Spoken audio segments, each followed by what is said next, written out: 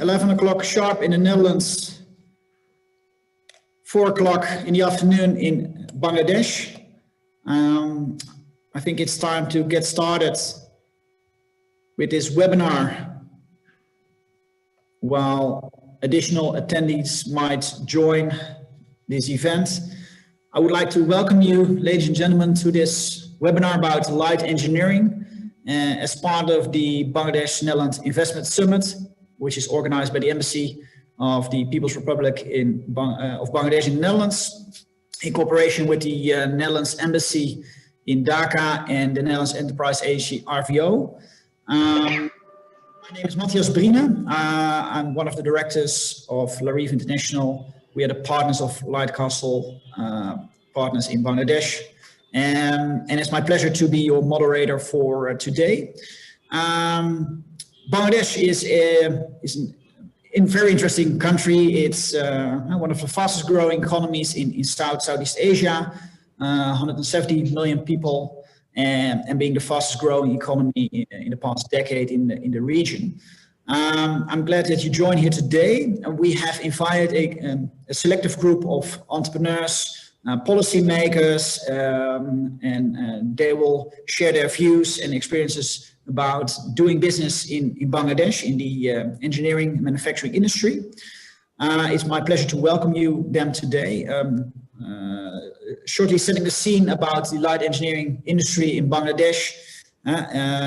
It's a sector which has been growing rapidly in recent years. We've noticed investments from foreign companies, from the US, Europe, but also from Asian markets. We've seen parties landing in industries such as electronics, software, chemicals, energy. And to give an example,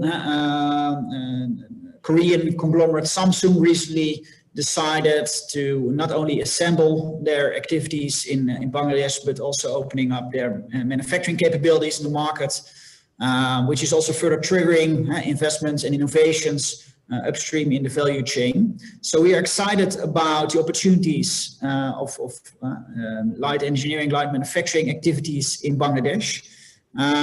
We have a distinctive panelists which are, from their own perspective, will share their views and experiences of doing business in this industry in Bangladesh. Before we go into the panelists, I firstly would like to give the floor to His Excellency Mr. Riaz Hamidullah, Ambassador of Bangladesh in the Netherlands, who has been the initiator of this initiative. And also we're pleased, Mr. Ambassador, that you allowed us to organize this event today. I would like to give the floor to you, Mr. Ambassador. Thank you, Matthias, and those of us from Netherlands, good morning still, and those of us in Dhaka and Bangladesh and beyond, good afternoon, good evening even appropriately, someone beyond Bangladesh and Netherlands. Very quickly, as to where and how we are here. We had just had a very engrossing, deeper, reflective conversations in the first webinar on agriculture, and now into the second one. But why is this webinar? Because some of us are connecting for the first time in this, who has not been in the previous one. For some time this summer, we were mulling that how to make a pitch for Bangladesh, and we realized that the economic engagements between the two sides are not mapped at all. We know a little bit about in terms of tulip, potato, and of late some collaboration in seed sector, etc., and also water. But gradually we realized that here's another, apart from agriculture, another very potential area, light engineering in Bangladesh. We take great pride in, we are very bullish about it. But when we look at Netherlands and we see so many SMEs dotted all over Netherlands and also across global supply chain, we keep on wondering that how can there be connect? And we realized that while Bangladesh has market, while Bangladesh has pool of workers, technicians, and hands, so to say, that's on a more horizontal level. But Netherlands, not simply agro-machinery or agro mechanical aspects, but also now thanks to 4IR, artificial intelligence, IoT, all combined, brings in phenomenal technology. In Netherlands, there is Eindhoven, but beneath Eindhoven, at different levels, there are technologies, solutions, innovation across Netherlands, which promise to come into Bangladesh to address, to tap our markets, but also to eventually to go into supply chain. What do I mean by that? What we look at from the embassy and the government is that it's simply not to cater for Bangladesh market. Matthias was right that this week, a little earlier, Fair Electronics, when they have decided to manufacture the top edge, the Samsung TVs, intelligent TVs, then that actually augurs well. There are talks about government to formulate policy for electric car in 5 to 10 years time the line. If one picks up these two instances, that will only indicate or put our fingers that eventually behind them will be coming a series of or range of SMEs, solution providers, tech, individual innovators to come in, maybe even design. So that's actually encouraged us to stitch into this second webinar on light engineering. Before I give it back to moderator Matthias, two things.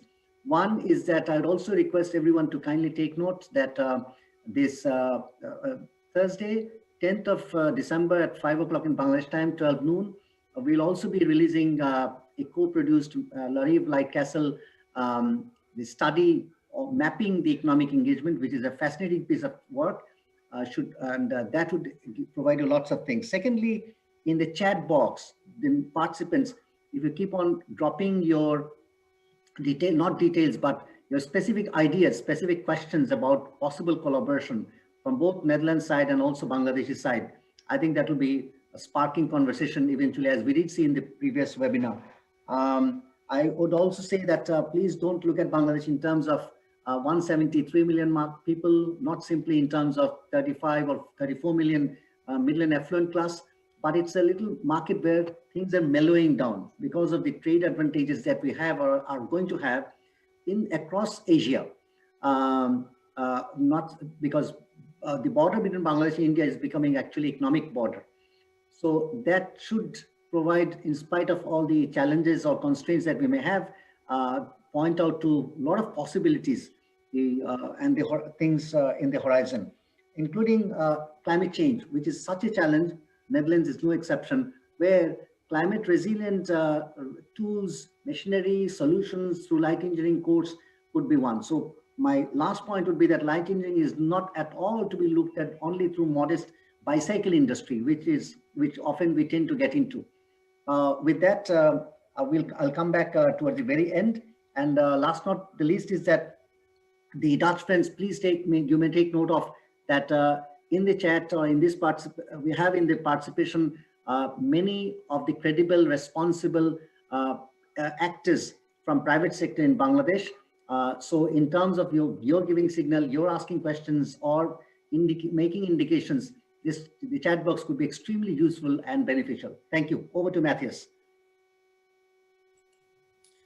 Yeah, thank you, Mr. Ambassador. So before we go into more detail on the opportunities of the light engineering industry, my colleague Sahed will provide a presentation about the opportunities in the market. I think there will be firstly a video on behalf of the Netherlands Embassy in Dhaka. The ambassador, Mr. Hari, who's not here this morning, but he has provided us a video message. Sahed, could we start the video, please? Absolutely. Ladies and gentlemen, a warm welcome to the first ever virtual Netherlands-Bangladesh Investment Summit. Bangladesh wants to do business with the Netherlands. The Netherlands wants to do business with Bangladesh. Please allow me first to thank Ambassador Riyaz Hamidullah. From the moment he started as the Bangladesh ambassador in The Hague, only last summer, he has hit the ground running.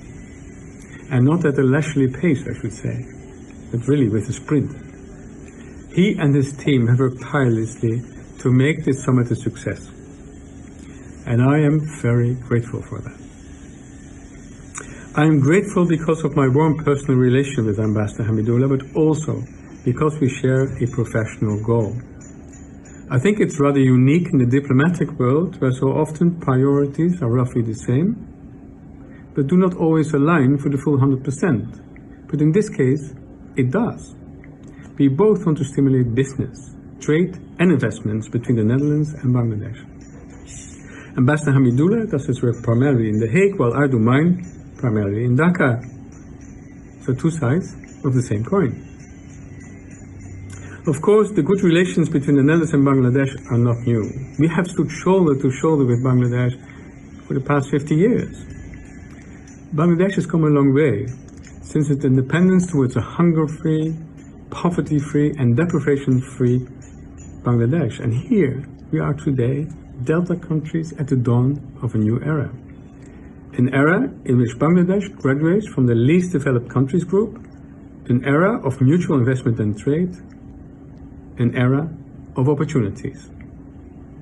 Ladies and gentlemen, because opportunity is why you're here today, with impressive GDP growth figures, a rapidly expanding middle class, and a strategic position in Asia, Bangladesh is open for business, and the world is just only now realizing this. Doing business in Bangladesh is not without its challenges, but pioneering is never easy. During my time in Bangladesh, I have found out that the Bangladeshi people have an incredible sense for business. They're always willing to think with you. I've also found out that you will experience tremendous hospitality as an essential part of any relationship in Bangladesh. But you don't have to take only my word for it. There's a great lineup of experienced speakers today who will gladly inform you and answer your questions. Some of them represent Dutch companies that have been active in Bangladesh for decades. I hope they will motivate you to consider Bangladesh as a next Asian tiger, the Bengal tiger. Because I believe that is what Bangladesh needs, better branding. Too often, Bangladesh is considered to be disaster-prone, heavily populated and poor. Those challenges do exist, but one of my key messages to the government of Bangladesh is to promote the opportunities and the positive sides of this country. And again, Ambassador Hamidullah understands that better than anyone else. Ladies and gentlemen, if you're also able to see it too, then the potential advantages of being an early mover could reap serious rewards. In the follow-up to this summit, we will continue to work on increasing the available market intelligence for several sectors, and we will explore the opportunities for mutual visits and trade missions. Feel free to reach out to my team with any and all questions, and they will be happy to assist you anytime. While this summit is virtual, the majority of the participants are based in the Netherlands. I hope that once the COVID-19 situation allows for travel again, that I will be able to welcome you in Dhaka in 2021. Together with Ambassador Hamidullah and his team, my team and I stand at your disposal. I wish you a productive and inspiring meeting today, and we hope to see you back here all in Dhaka. Thank you.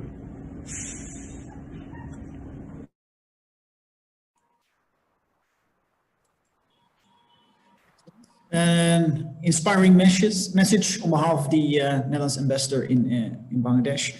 And it's now time to have a look at some figures about the macroeconomic developments in Bangladesh and specifically in the light engineering industry.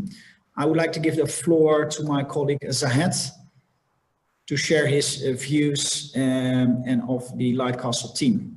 Zahed, floor is yours. Thank you, Matthias.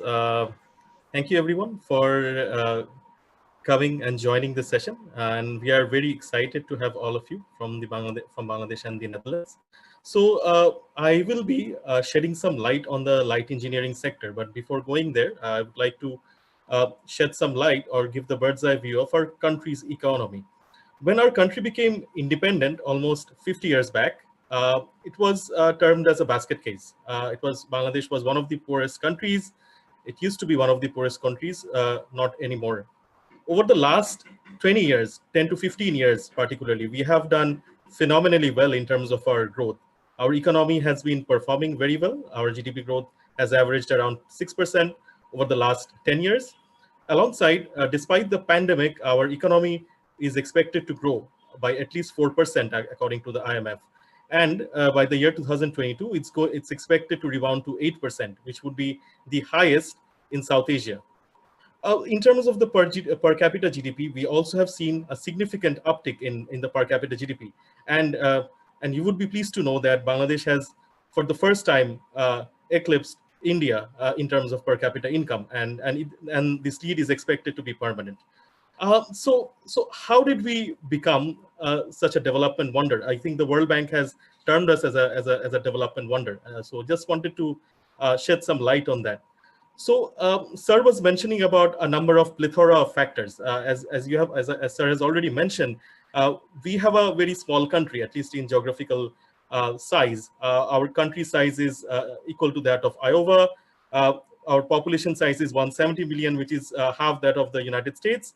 And we are all ensconced in a very small place. So particularly, we have 1,260 people in one area. And we also have a very large working population. 56.2% of the population falls within the working population. And our population is quite young, with median age of 27 years.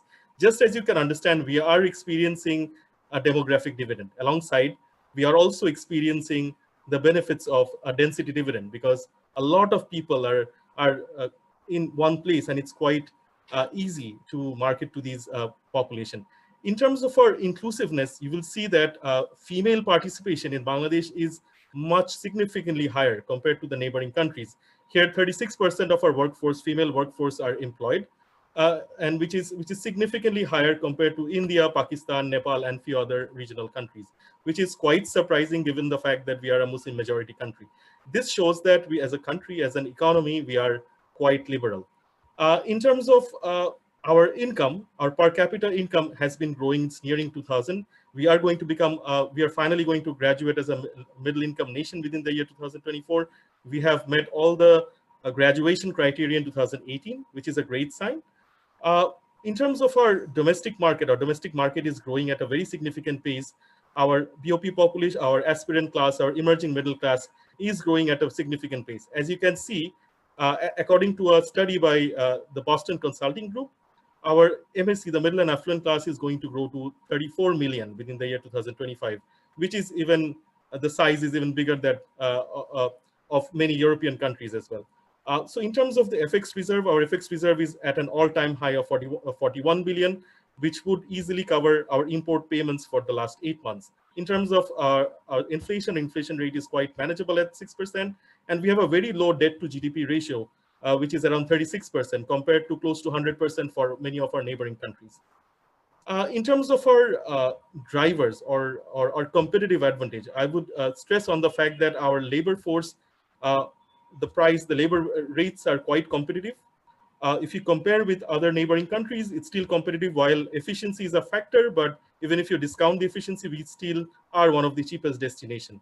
In terms of managerial wage as well, the same is true as well. Also in terms of electricity tariff rate, our tariff rates are on par or at the lower end of the spectrum. So if we shed some light on the Dutch participation in the Bangladesh economy, we'll see that Netherlands has been investing, they have continued to invest over the last 20-30 years, particularly FMO has been quite active. For example, they have recently made an investment in ACI Motors. The deal size was worth 13 million. Alongside, they also invested in a few other blue chip companies like Grameenphone and DBBL. And there are also some other investments which includes BM Energy and also in some other sectors. In terms of our export, last year, Bangladesh has exported close to 685 million euro to Netherlands. And apart from that, we have also exported footwear worth 64 million and also fisheries and frozen food in that country. In terms of sector concentration, the highest concentration is in the food and agriculture sector. Alongside, Netherlands constitutes 21% of our FDI inflow in the year 2018-19. In terms of our comparison, we know that our FDI rate is quite low. There is a lot of room for improvement. FDI accounts for just 3% of our overall investments. And we believe that with improving ease of doing business ranking, we would be able to attract more investment, particularly from the European market and also from Netherlands in general. If you look at the apparel sector, we'll see that it's our stellar performer. In a way, it's our bread and butter. It constitutes roughly 84 to 85% of our country's export. Although due to the COVID, our export has gone down quite a bit, but it's expected to rebound, provided if the second wave does not hit the European and the US market that hard. And in terms of our position, we are the second largest, and we have been employing a lot of female workers. 60% of our workforce are accounted by female workers in general. In terms of some of the other sectors, we know Dutch love bicycles. Bicycle is one of the growing sectors, although it's a small sector when you compare with the more established RMG, but it's definitely an emerging sector. And there are quite a few case studies. For example, Germany's Cube has teamed up with Magna Cycles, which is one of our leading cycle manufacturers, and they have exported or they have signed a deal worth $1 million in 2018. In terms of our export destination, quite naturally, EU is one of our biggest destination, followed by UK, India, Australia, and Taiwan. And we also have a growing cycling culture in Bangladesh. We have a group called BD Cyclists, which has around 132,000 team members. In terms of our electronics and light engineering sectors, we will see that our home appliance market is growing. As you can see, since our per capita income has grown, people can afford more of these appliances like television, air conditioner, refrigerators. And we can see that the market has grown, although there is a scope for improvement, but it has grown at double-digit figures over the last 5 to 6 years. The market size currently, the television market size stands for 340 million euro. Refrigerator market is 650 million euro. There are many international players who are operating in Bangladesh. Alongside, there are some local players like Walton, which are outsourcing or which are selling in the international market, both under their own brand and they're also white labeling. In terms of our smartphone market, as we know that almost 60% of the smartphones sold in the market are sold or manufactured in Bangladesh. It's expected that within the next 2 years, all the smartphones used in Bangladesh would be produced within the country. We have some conducive taxation policies or duty structure, which is egging the sector forward. And as we can see, since we have a young population, the smartphone penetration, although it's 38%, it's expected to actually sort of grow over the last 5 years. And when we believe that it will create a lot of positive impact. Although we have covered a few sectors, the light engineering sector has quite a few other facades, and we hope to get some insights from the panelists during our session today. Thank you, everyone. Over to you, Matthias.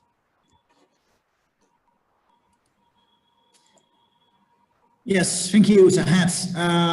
Well, I would say summarizing strong macroeconomic fundamentals, which will fuel future growth of the Bangladeshi engineering sector.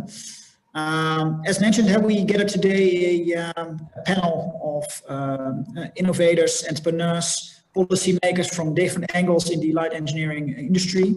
We have representatives from packaging, energy, textiles, financing. So thank you all for being here today. I would like to start with Marcel Schouten. Marcel is representing LC Packaging, which has been active in Bangladesh already for almost 15 years. We understand you have 2 manufacturing plants in the country, and we would like to learn a bit more, Marcel, why did you choose Bangladesh for investing? Yes, Matthias. First of all, thank you for inviting me, and yes, I'm glad to share our experience of LC Packaging in Bangladesh. Why did we choose for Bangladesh? Well, maybe we have to go back first a bit in time. Bangladesh was already known to LC for quite some years. In other words, we were also not afraid of Bangladesh. Why was Bangladesh known to us? LC Packaging has a history in jute bags. We have a strong division still today of 25 and 50 kg jute bags, jute to pack and export seed potatoes. The nice thing is that also the seed potatoes coming from the Netherlands are also going back to Bangladesh in jute bags coming from Bangladesh. So that's a nice circle. But that is a reason that we know Bangladesh, that we have been visiting Bangladesh since the 70s, and that we are also familiar with Bangladesh. But speak about Dutch-Bangla Pack, this joint venture factories which we are running today. That is not about jute bags. That is about plastic bulk packaging for packing, let's say 1,000 kg materials for food, pharma, and specialty chemicals industries. A product which is today a strong pillar inside LC packaging. And back in the period, let's say 2000, 2010, the FIBC division was growing fast. LC packaging already had a strong manufacturing footprint in Europe and India. And ideally, you know, sales were growing, expansion was needed, and then ideally we should look for another geographical area. Like I said in the beginning, at LC Packaging, we are familiar with Bangladesh. We knew that there was, of course, a strong manufacturing and export infrastructure. As already heard before in the introduction, the country has a young workforce willing to learn and develop. There were, of course, incentives available in these days in forms of grants and subsidies for investments in countries like Bangladesh. And most important, a relationship with a trusted partner. So all combined, it was for us a logical step to expand into Bangladesh. Excellent, excellent. Before we move forward, I would like to underline once more to the audience, you have the opportunity to raise your questions via the chat box. I will try to address these to the panelists or either the ambassador, His Excellency Mr. Hamidullah. So please share your ambitions, your interests, so we might be able to tap on these. Getting back to Marcel shortly. So interesting to learn about your position and how you got established in Bangladesh. Nowadays you're operating 2 plants. Just for our indication, how many people does LC employ in the Bangladeshi market? At the moment, in Dutch-Bangla Pack, we have around 1,150 employees, and that number is still growing.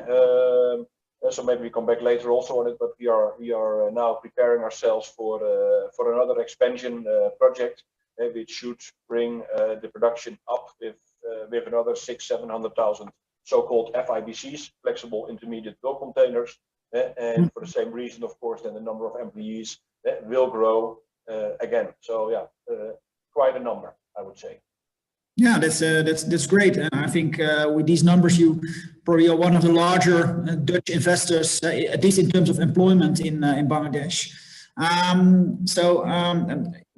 For other Dutch companies which might consider Bangladesh as an investment opportunity or as a country to do business, what would be your key takeaways from almost 15 years being active in the market, and what kind of changes have you witnessed in recent years, which also contributed to your decision to expand your activities in Bangladesh? Yeah, well, first reaction, I think we are extremely happy that we jumped into this venture and also adventure.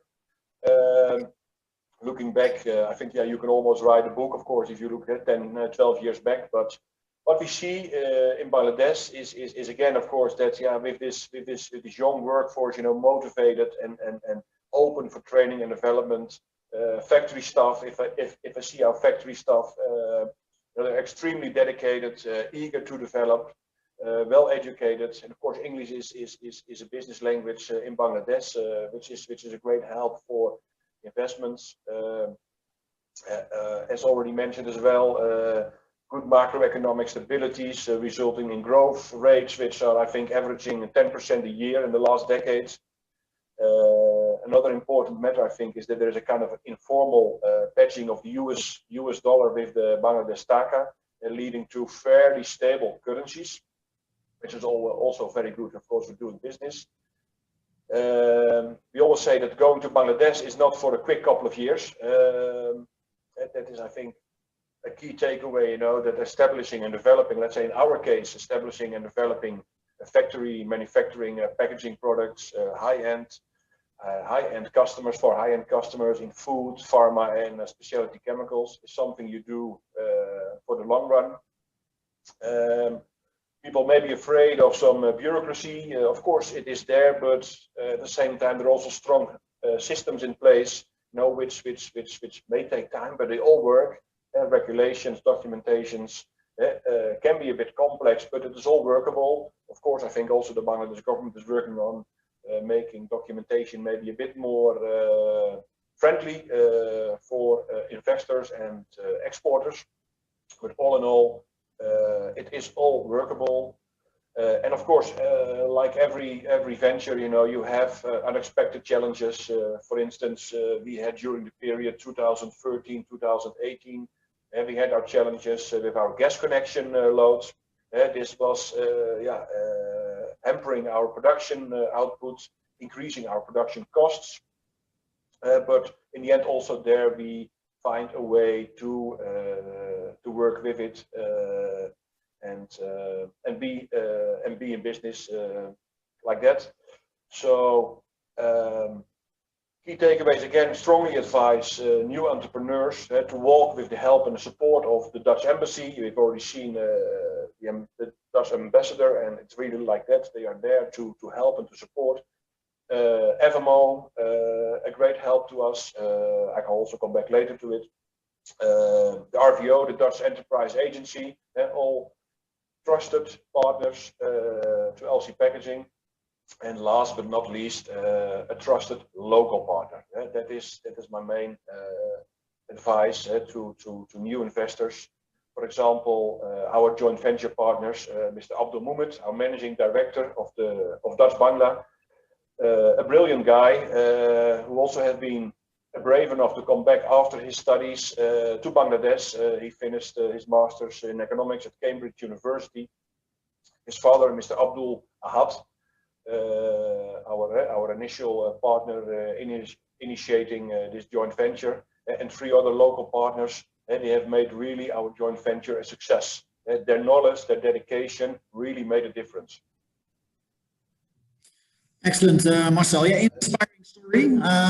You did mention that during the past couple of years you had some challenges with energy. That is perhaps a nice stepping stone to our second panel member, Mr. Hendriks, who is one of the directors of BM Energy. André, we see some storage facilities at the background. Could you please elaborate a bit on BM Energy and your experiences in Bangladesh? Yes, of course. Thank you, Matthias, for introducing me. Yeah, BM Energy, you see behind me some of the storage tanks we have in near Chittagong. And BM Energy is basically a company that imports bottles and distributes gas in Bangladesh.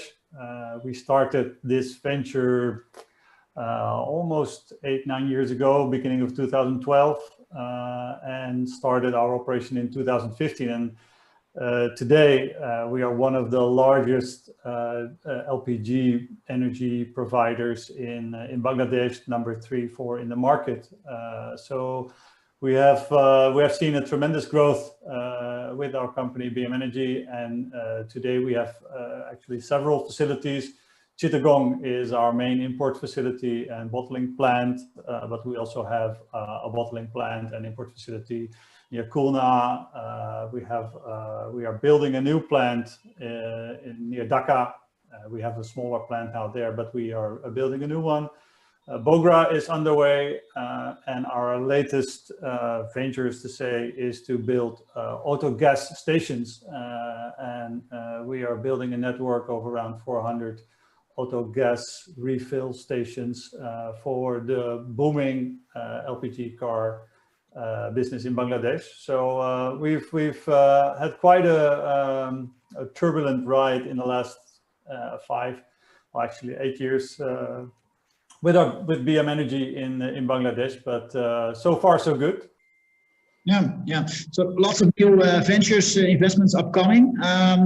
Could you elaborate a bit about the opportunities in the energy sector in Bangladesh? I mean, you're stepping, for example, in autogas. In short, could you describe a bit the dynamics in this industry? Lots of dynamics. Well, we have the dynamics are diverse. First, there's a booming population and a booming demand for energy. Mr. Zahed also already explained a little bit about the growth of the middle income class. Well, that drives energy consumption, but that also drives cars for autogas business. Growing population, growing middle class income, growing demand for gas. That is what the demand for gas in general drives. And in the long run, there are some challenges for Bangladesh in the energy side. Natural resources are limited, so we are definitely looking at the need for energy import, and LPG is a clean and reliable source of energy in Bangladesh. So yeah, we see a bright future for LPG consumption in the future, and you see a lot of conversion now going on for cars changing from fossils to LPG run cars. Yeah, and what I perceive is that your business is quite capital intensive. What is, I would say, the key takeaways or recommendations you would have for other Dutch companies active in, let's say, capital intensive industries when considering to enter in Bangladesh? Well, you're right. Zahed showed some figures already of our investment.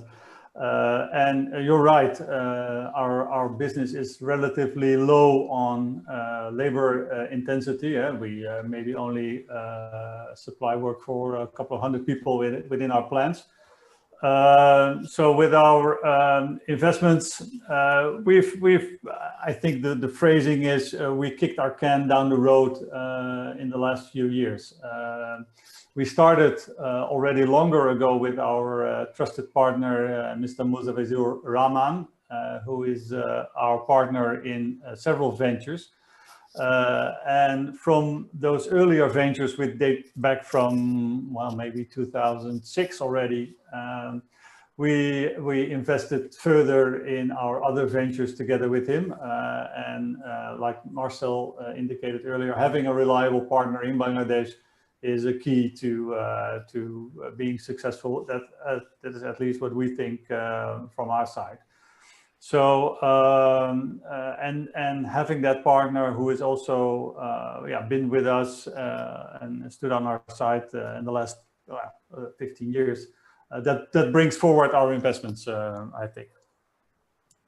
Yeah, I think that has been mentioned already by other panelists, and also in the previous webinar we had this morning on agro-food, that having identifying and selecting a good partner is crucial for your success in Bangladesh. We'll come back on that later on. I would like to give the floor shortly to Dr. Rubana Hoek. I hope I pronounced the name right. She is representing the Association of Bangladesh Textile Apparel Entrepreneurs. I understand that the association represents a group of companies which is exporting annually over 34 billion US in value, amongst others to the Netherlands, and we learned from the presentation from Zahed. However, next to textiles and apparel, members of this association are also eyeing to diversify their business amongst us in the light engineering and manufacturing industries. Dr. Hoek, could you share your views on the considerations of members of your association? Thank you, Matthias, for allowing me to speak, Excellency, and all the esteemed panelists. Bangladesh Rng Industry, the ready-made garment sector, actually currently consists 84% of the export basket. So that is by itself an overdependence. in terms of economic complexity, in terms of product, process, and value chain, we are not at a very, very good place.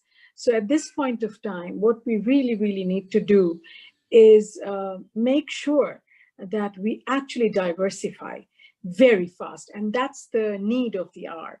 So we've been, within ourselves, we've been talking about it. And we've also suggested to our Bangladesh Investment Development Authority, BIDA, so that we can make sure that we have some kind of a structure like Vietnam did in terms of sector diversification council, where we bring in, MNEs and of course we link ourselves.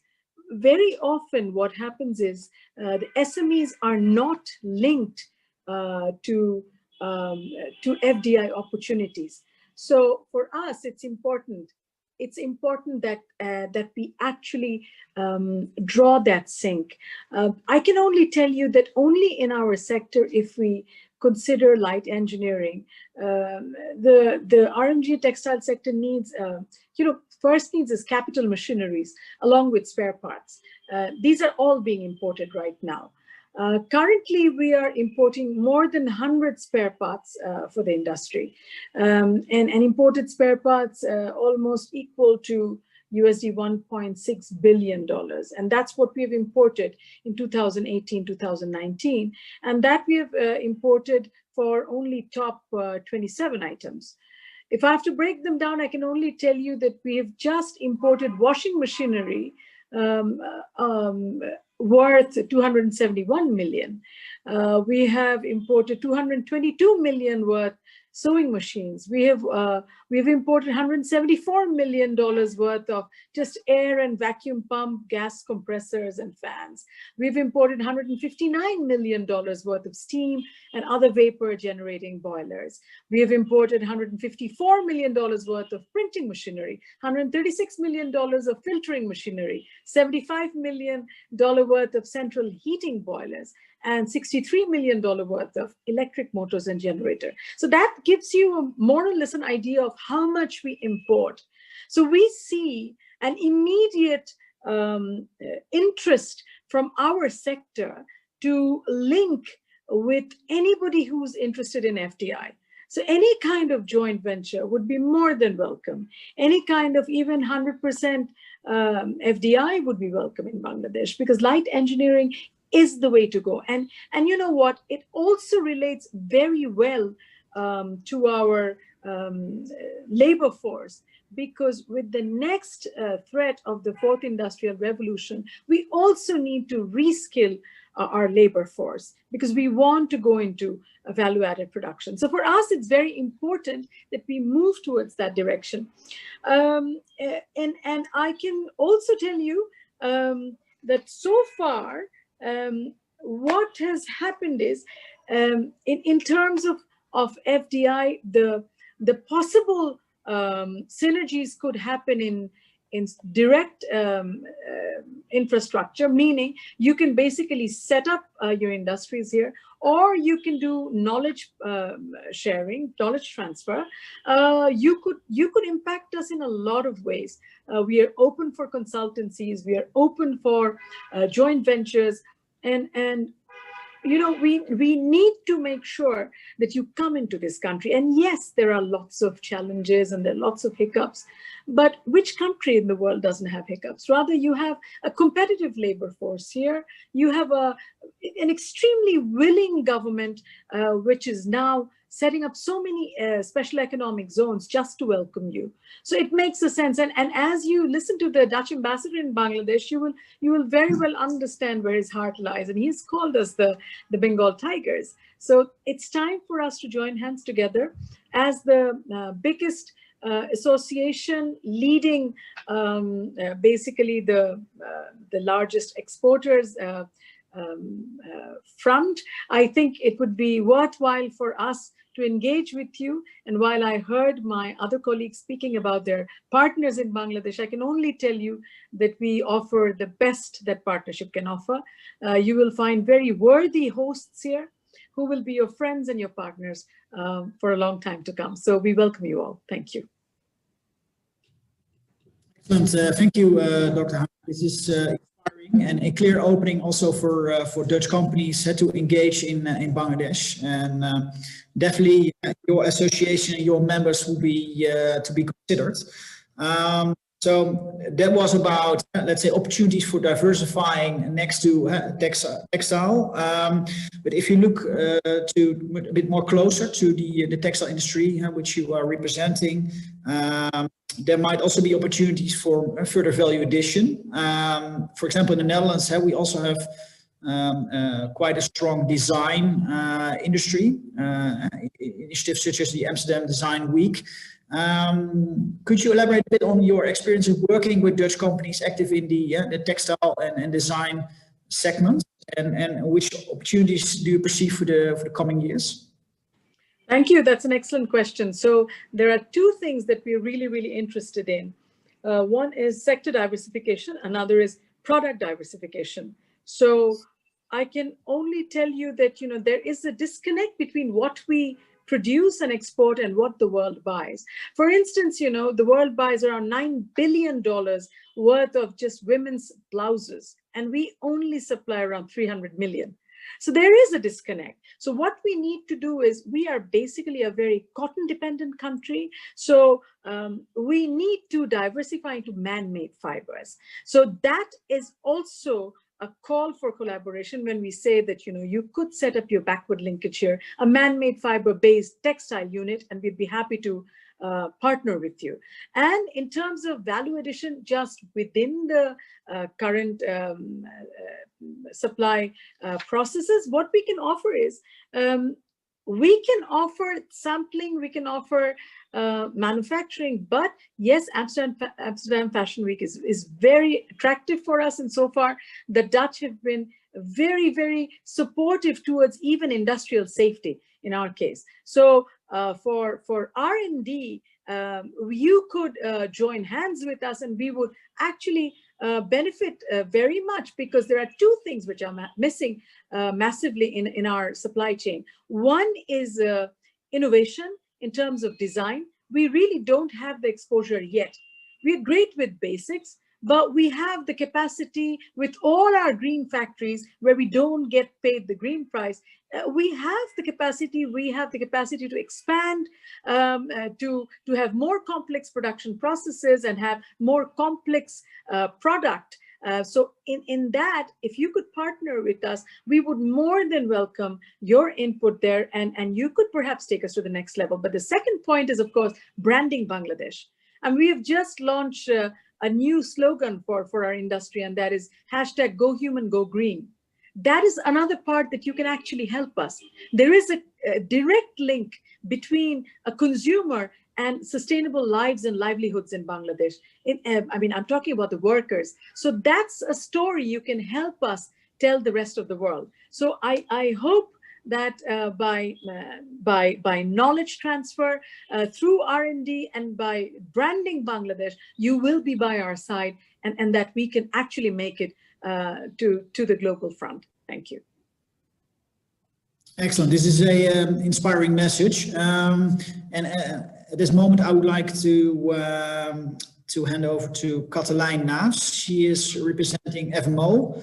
FMO is one of the largest, maybe the largest investor, directly and indirectly, in Bangladesh. Cathelijn, you have been working in Asia for quite a while.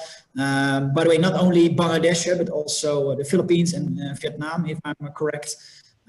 So we would be keen to learn more about FMO, for those not familiar with the Institute, especially your activities in Bangladesh, but maybe you can also distinguish a bit about doing business in Bangladesh vis-a-vis other markets where you have exposure, such as the Philippines and Vietnam, where you have been working personally. So glad to have you here, Cathelijn. Please share your views and experiences about doing business in Bangladesh. Yeah, thank you very much for inviting me. Happy to be speaking about Bangladesh. I've been visiting the country since 2013 on a very regular basis. I'll start with a little bit of background on FMO. FMO is the Dutch Development Bank. So we've been set up as a public-private partnership in 1970 to finance entrepreneurs and develop private sector in developing countries. If you look at Bangladesh, we've been working there for over 30 years. We are one of the founders of Dutch-Bangla Bank. So the Dutch in Dutch-Bangla Bank refers to FMO. And that's also one of the investments that we are very proud of being associated, even now, after 30 years, still being part of the bank in name, even though we're not a shareholder anymore. And I think if we look at FMO's period of investing in Bangladesh, we've seen the country grow in that period. So where we originally started with financing telecom companies and telecom towers, you see that the Bangladesh banks have been able to pick that up. There's no role for us to do that anymore. And Bangladesh is able to support and grow these companies themselves.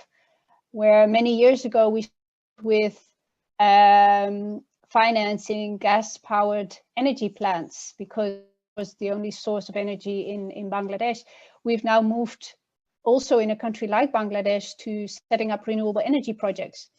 And you see that as the company grows, we as FMO move to different sectors, such as renewable energy. As Matthias has said, I'm active as an individual in quite a few Asian countries, and FMO as a whole is active with debt and equity all around the globe. And one of the interesting things to see is that if you look at our debt portfolio, the Bangladesh portfolio is actually pretty well on track and have limited arrears. If you compare that to some of the neighboring countries, not naming any big neighbor in particular, but our Bangladesh portfolio from the debt side is actually doing well. We see a lot of creativity and flexibility within the Bangladesh entrepreneurs that we work with. When I first started visiting Bangladesh, it was a period with a lot of hartals. So for the Dutch people, a lot of strikes. And at that point in time, around that time, there was a year that there were about 80 days of strike, which for a lot of companies in Europe would have been disastrous without support from the government. But the Bangladesh companies were able to work around it, to find niches, to be creative, and even to grow in a year despite these strikes and the hartals that took place. And I think that's a flexibility and creativity that you don't see in every country around the world. And I think one of the other things that you very much see, and what was also mentioned earlier, that despite of COVID, Bangladesh's economy will still be growing, which is not the case for a lot of other Asian economies in that region. So a lot of positive developments there, and also developments that for us keep Bangladesh as an interesting country to invest in. Thank you, Cathelijn, for sharing your views. And I hear you mentioning that from the perspective of FMO, Bangladesh is performing very well.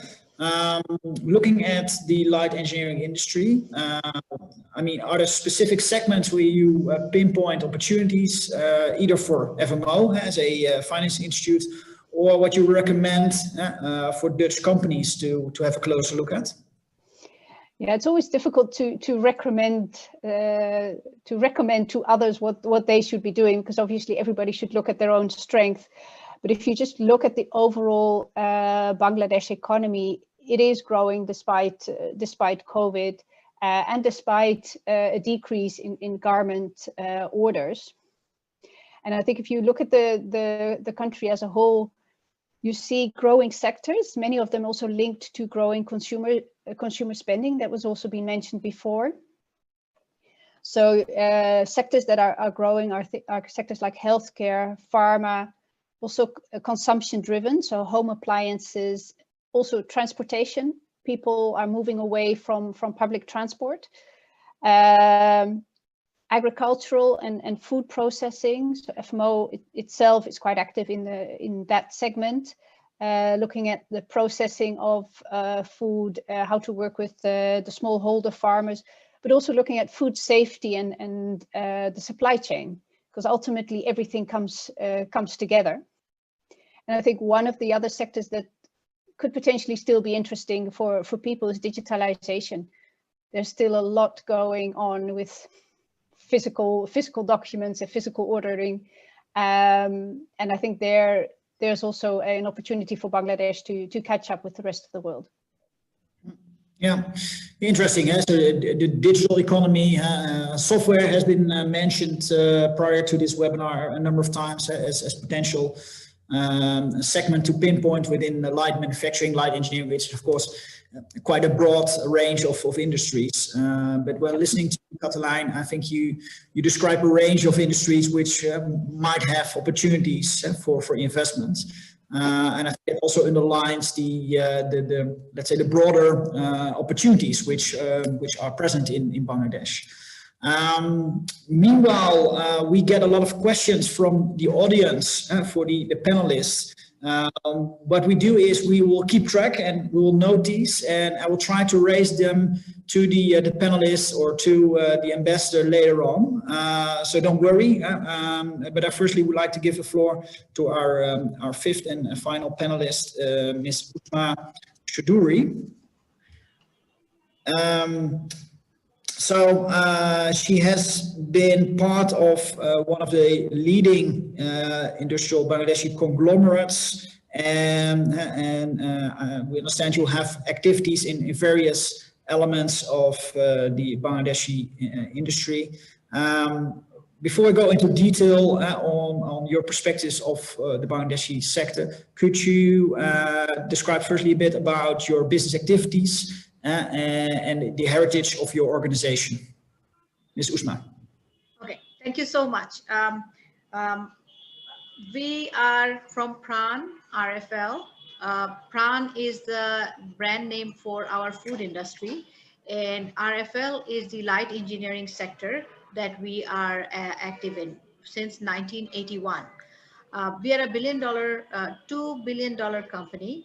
But for our food business, we have about a $1 billion income, and same as with our light engineering and plastic products.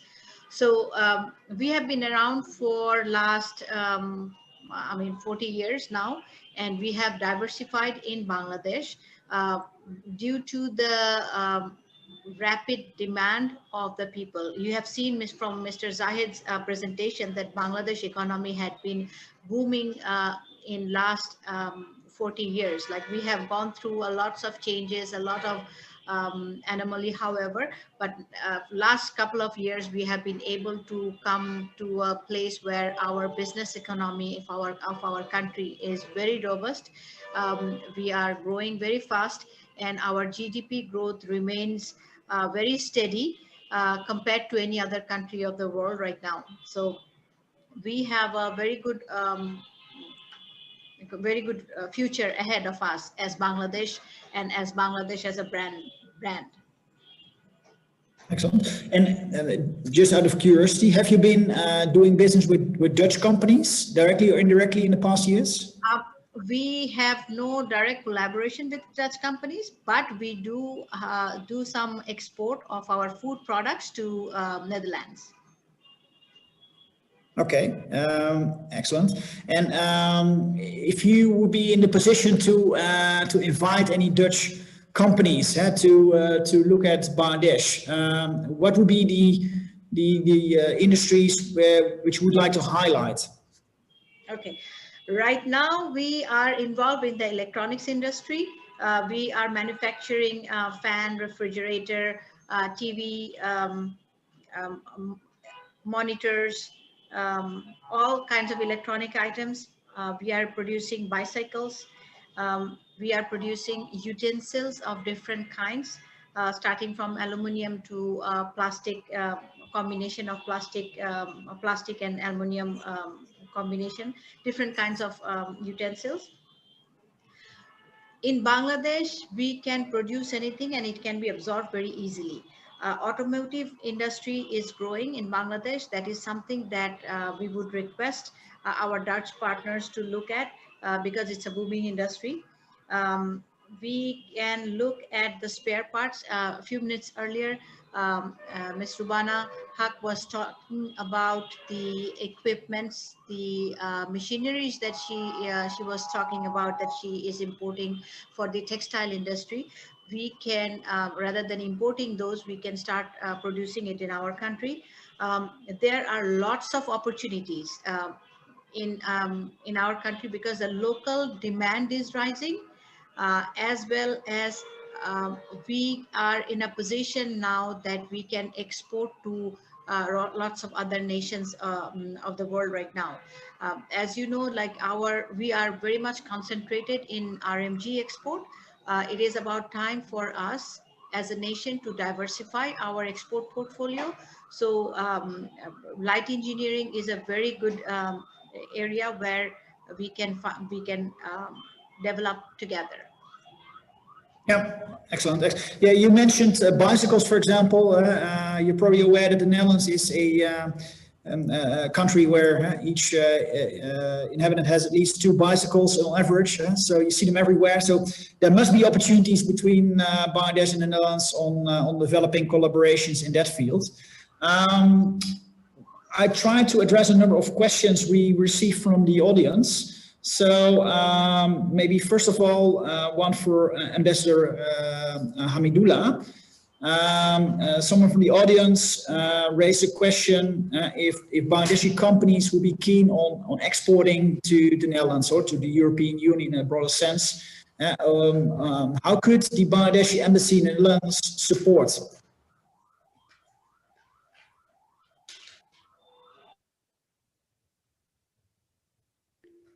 Oh, sorry, I was working, but I mean, for being put spot on, I mean, our direct answer is this webinar. Being on the ground for 5 months, if we're pulling it, and within the COVID circumstances, I hope that we are responding to the question in a very loud and clear manner as to how we look forward to this.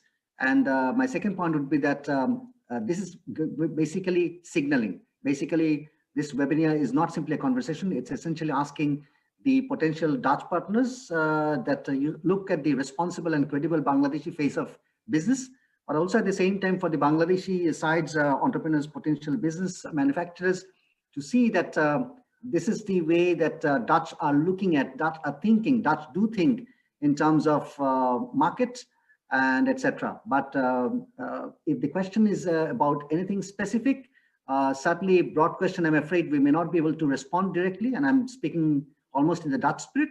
But if there is a specific inquiry, certainly we are there and we do respond to that or do look within our limitations. I hope one would bear with us with that.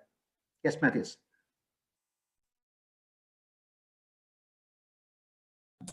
Thank you, Your Excellency. Maybe in addition, when supporting companies from Bangladesh which consider to export to the European Union or the Netherlands in a specific, there is an institute named CBI, which is part of the Netherlands Ministry of Foreign Affairs, which is also providing a wide range of services such as studies and information about how to support, how to facilitate imports into the European Union, and that could also be of interest for Bangladeshi companies.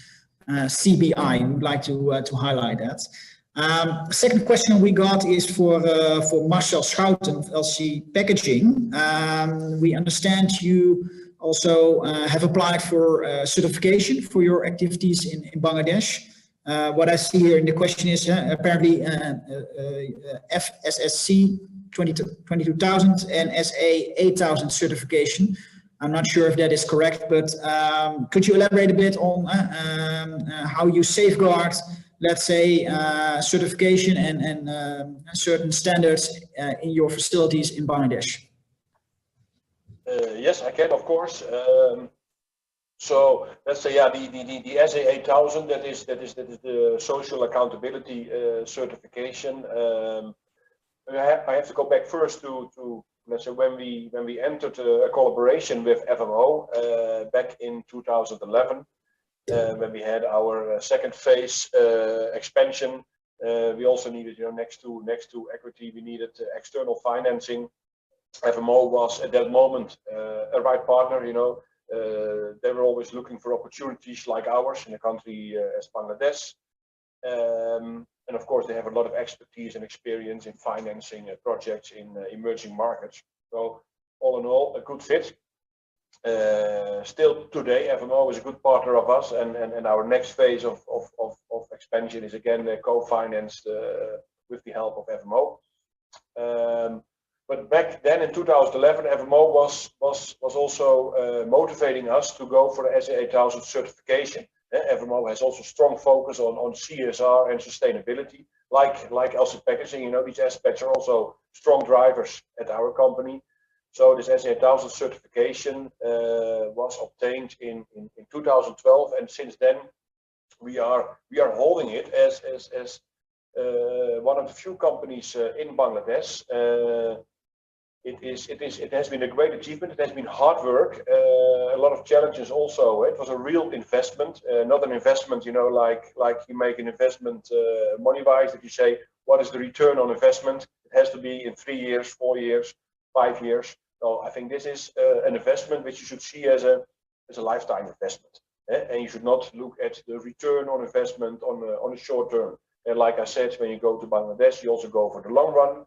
And in this perspective, such a certification like SA8000 is also one which you make for a lifetime.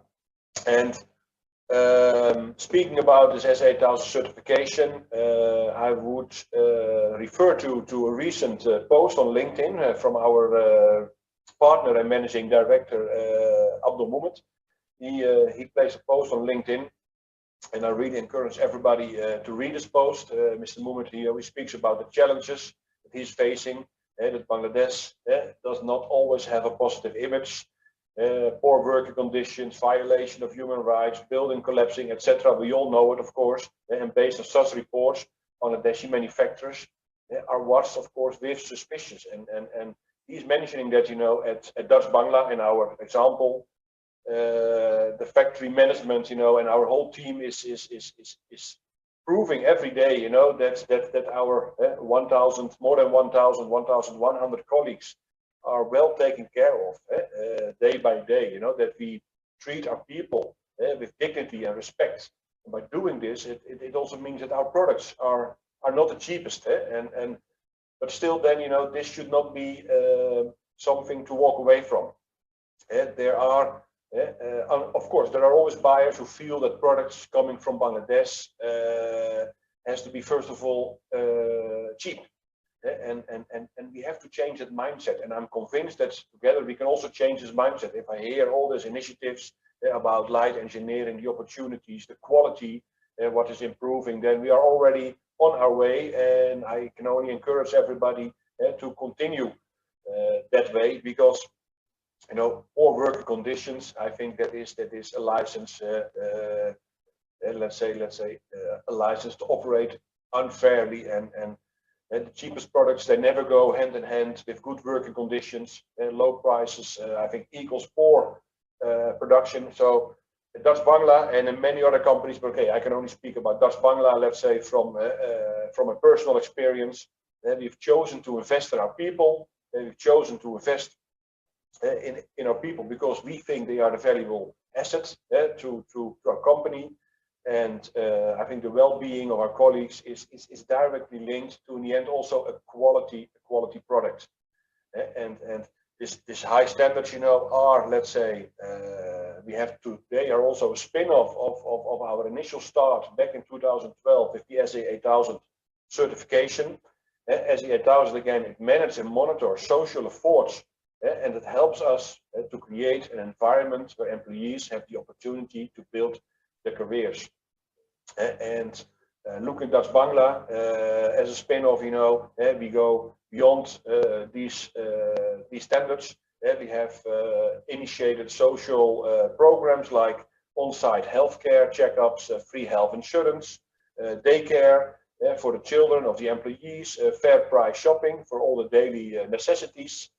So I can say we walk the extra mile, and I believe that also customers will appreciate eventually and eventually pay a fair price to the products which are produced. And once more, FMO has been a true partner in this for LC Packaging and Dutch-Bangla.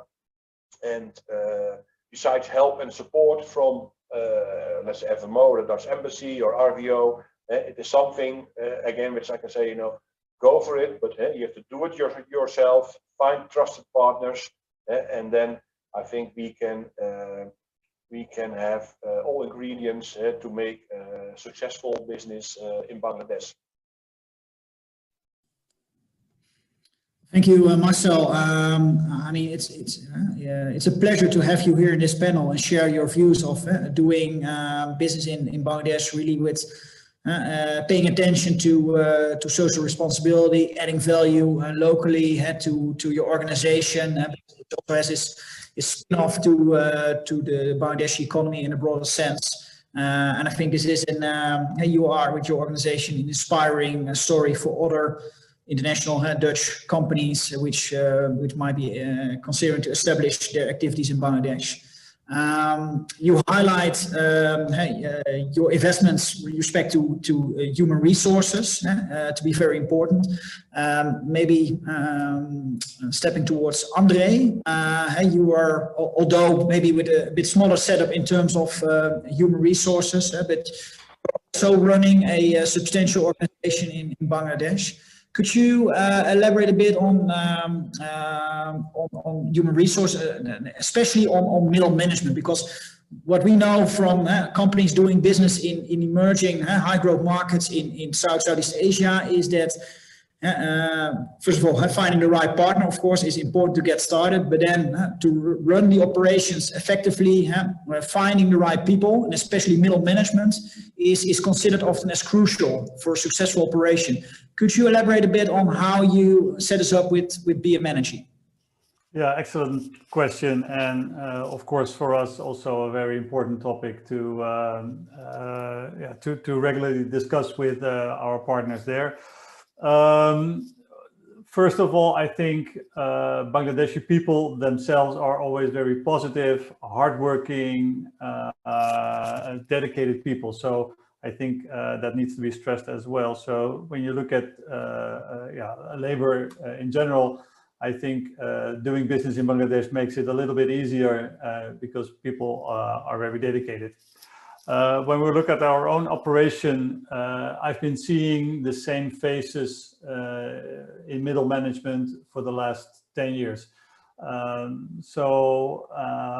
That illustrates, I think, that we are doing the right thing with our people over there. You sort of get a family feeling, actually, when you see all those faces for so long time. We look after our people. I think we invest in them, and I think that the things Marcel mentioned about having facilities for people, for our workforce, is very important, investing in them. I agree. Look after the people and they will look after you. I think that's the key there.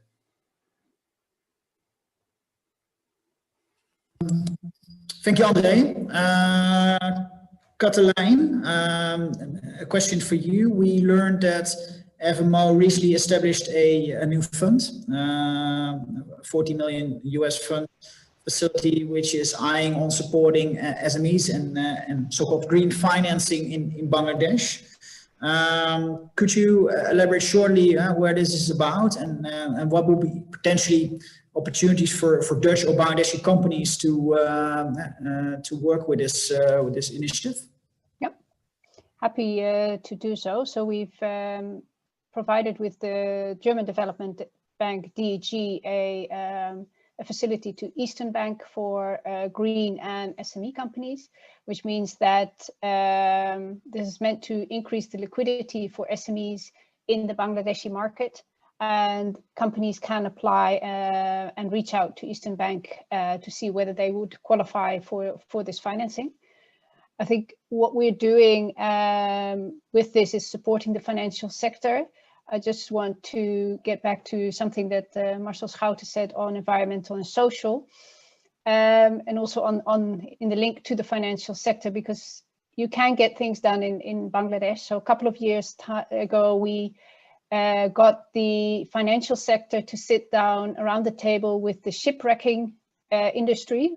Shipwrecking industry is one that's very much associated with poor labor conditions and poor environmental situation. And we've been able to get the two sectors combined to set up a protocol. And if the shipwrecking companies do not meet those criteria, they will not get financing from the Dutch-Bangla banks. So from the Bangladesh banks. So it is very important, and you're seeing that especially in the financial sector, but also outside of the financial sector, more and more companies and entities are realizing that importance. Obviously, if we can then have liquidity as we've provided to Eastern Bank next to it, then you have the two combined. Excellent, Cathelijn. And just to be sure, this facility is already up and running, right? Yes. Yeah. Okay. Hey, before I would like to give the floor to each of the panelists once more to wrap up and maybe give a summarizing story about what they perceive to be the most important opportunities in the light engineering segment in Bangladesh, and why they would welcome foreign investors, for example, from the Netherlands. I would like to give the floor to His Excellency Ambassador Hamidullah to share his views on doing business in Bangladesh and the relation with respect to the Netherlands. Your Excellency. Thank you, Matthias. Listening to everyone else and also having scoping of the light engineering industry, let me put the following in terms of what exists on the ground right now, what is possible and what is potential. Look at this. We have an industry, engineering industry owners association, which has a 40,000 fabulous membership. And I know, I can tell you that moving around this part of the world, this part of Europe, I can see every time that these are rudimentary SMEs, which if you can handhold them, and not simply as a matter of charity, but certainly as a win-win beneficial business outcome based on business principles, they can wonder magic. Look at Uzma Chowdhury. When her father started the foundry industry in northern Bangladesh, no one ever thought of. Look at the import profile of Bangladesh. Almost $1 billion worth of spare parts are import substituted every year. Look at Rubana, that she is a beneficiary of. When I say beneficiary, not in a negative sense, but in a very positive sense. Now, where from these are coming? These are coming from all these small shops, which we may also not look at, but they are the ones who are producing all the textile, garment industry, even boilers, for example, paper mill, cement mill, all kind of spare parts. Now, why do I say, is this something rudimentary offshore? Not at all. The way China emerged and the way China is today, and it's even going to be tomorrow, is essentially in terms of looking at the local, regional, and global supply chains. That's why I see an opportunity, and that's why this is a sleeping giant, light engineering sector in Bangladesh. Many of you have already, a couple of you have already said that they are mid-management, people are adaptive, skilled, open, and amenable to skills adaptation. That's what the starting point. I can tell you, only confide to you, even though it's an open platform, that I know that I was privy to a conversation with some of the big countries from Asia, where they're looking at it very significantly and trying to map that how the potential Bangladesh light engineering industry, breaking into different segments, can eventually be part of their supply chain. Because if you look at automotive and automobile industry, that's what they're looking at very seriously. So problem and challenge is that we don't have the mapping or the numbers here, which would kind of excite someone like the agriculture, food, or maybe water and maritime sector. But that's actually the opportunity. Climate change, for example, or move slightly beyond. Every single home appliances, for example, we are making. Right now, we're just going to ride a new kind of wave through the fair electronics, you said, or maybe these handphone operators, or the refrigerator and others, including PRAN-RFL, for example. Now, when you are to enable those through 4IR devices, let's an IoT device, or make it, bring in other technologies even.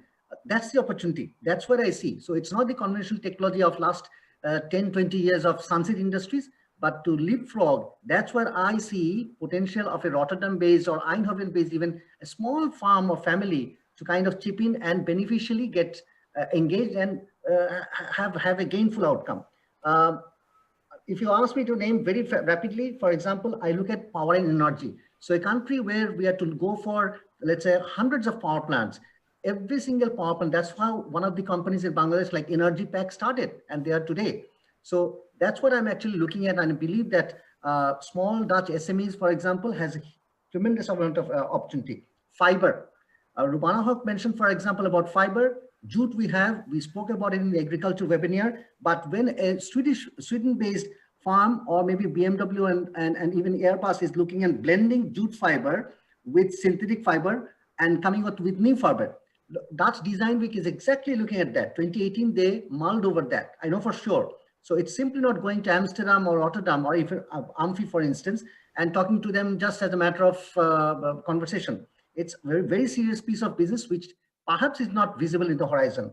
I'm not, frankly, very much attuned to bicycle industry. Yes, bicycle would be coming eventually to a saturation point because of competition and because of already the way the market is structured. But I'm looking at all these, not simply in Bangladesh, because eventually if one looks at making a footprint in Bangladesh with the knowledge solution innovation from Netherlands, collaborating with the existing players like Symphony, Fair Electronics, Konka, many others are there, and then to encourage, then they were ready to accept that, then to offer to them that, look, we can have a hand-holding partnership, and then we can go to other markets beyond Bangladesh and Netherlands.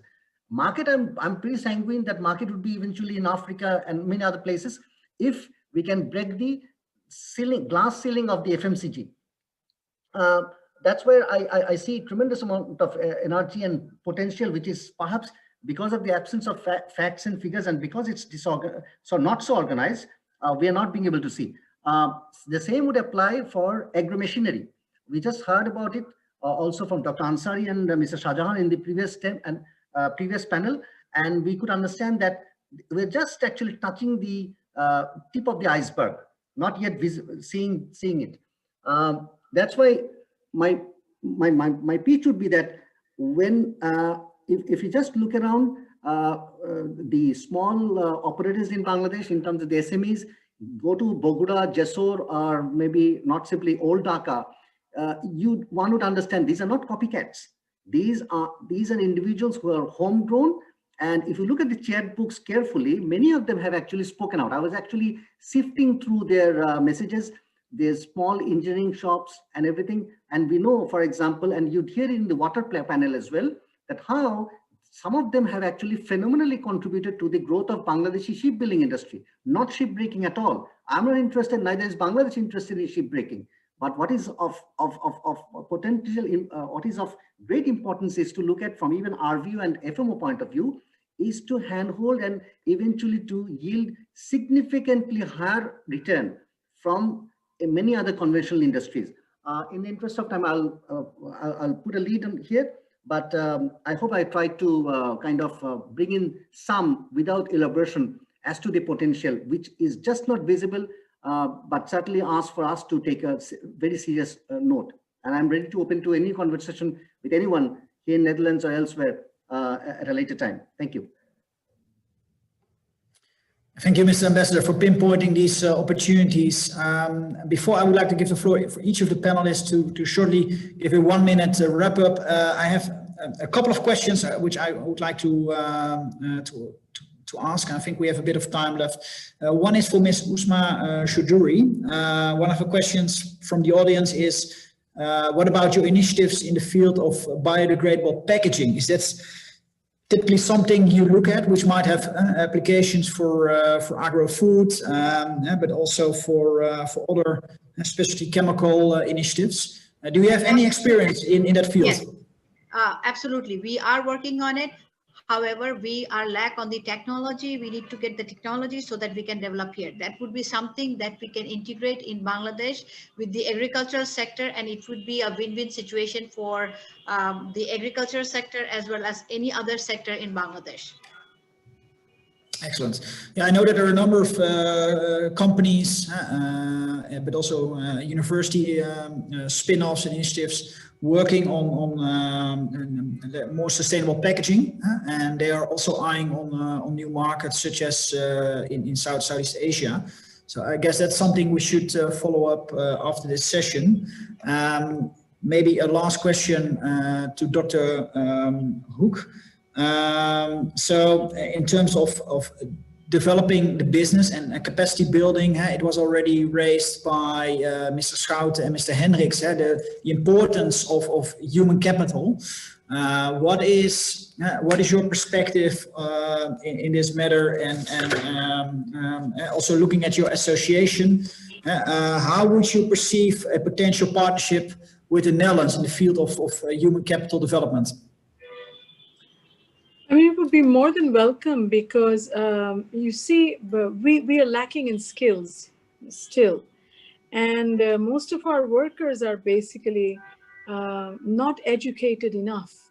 So, you know, with the fourth industrial revolution and with onshoring going on, and with we are now semi-automated. So we are approximately automated by 7%. It's going to rise to around 25% by 2024. So we need them to be reskilled. So reskilling is an area where we will invite any kind of collaboration, and you know, human resources is what we thrive on.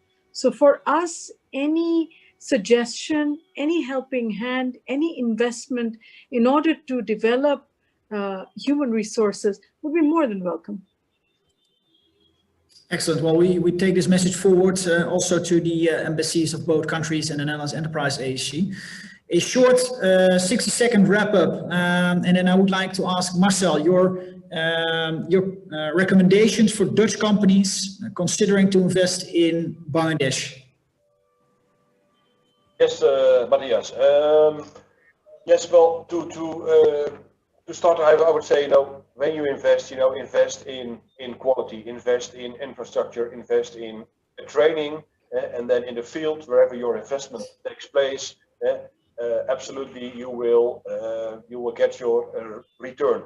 So don't be shy, and don't act like, you know, still, let's say the most of, let's say, the buyers in the Western world are like that. Products from Bangladesh automatically are associated with the word cheap. That is something we need to get rid of. And although it takes time, we see that it works. You know, we've seen it ourselves. And maybe it goes slow, but you know, we also receive encouraging messages from customers. Lately, there was a big sugar processing company who said, you know, that companies like Dutch-Bangla should be proud of a positive change they are creating and the building blocks they are forming for a positive perception in the long run. So you know, such feedbacks, you know, that gives you energy, of course, and also the commitment to continue what we are doing. And so invest in quality, invest in training, and you will get your return. And last but not least, of course, get together with a trusted and capable partner locally. Together with these ingredients, success well is almost guaranteed. And I would like to finish off what the Dutch ambassador already mentioned in his speech at the beginning. You know, that and the next Asian tiger, most probably it is a Bengal tiger, and well, I fully agree with that. So thank you for the opportunity, Matthias, you gave me to elaborate a bit more about our adventures in Bangladesh. It's an honor to have you here, Marcel, and I'm glad to learn that with the right parameters, success in Bangladesh is almost guaranteed. I'll take that into account. Andre, your 1 minute final summary. Well, yeah, thank you again. And Marcel did do some of the things, or already said some of the things I probably would like to stress as well. So doing business in Bangladesh is interesting, challenging, but very promising, and so far so good. Marcel said it sometimes takes a bit longer, and I think it doesn't have to do with Bangladesh as such, but more in the optimistic nature of the people in Bangladesh. I think people in Bangladesh are very optimistic, and that's always, well, let's say the pleasure of doing business in Bangladesh. The optimism is there. And that optimism sometimes maybe leads to optimistic prognosis and forecast in the sense of, okay, we can do this by the end of the year. Are you sure? Yeah. I'm quite sure we can do this by the end of the year. Well, it's already December. Oh yeah, maybe January. But and that illustrates maybe that it takes sometimes a bit longer than we think, but it gets done. And coming to Bangladesh for almost more than 10 years now, I've seen the progress of the country, and they make things happen. So if you're interested in Bangladesh, do it. Go for it.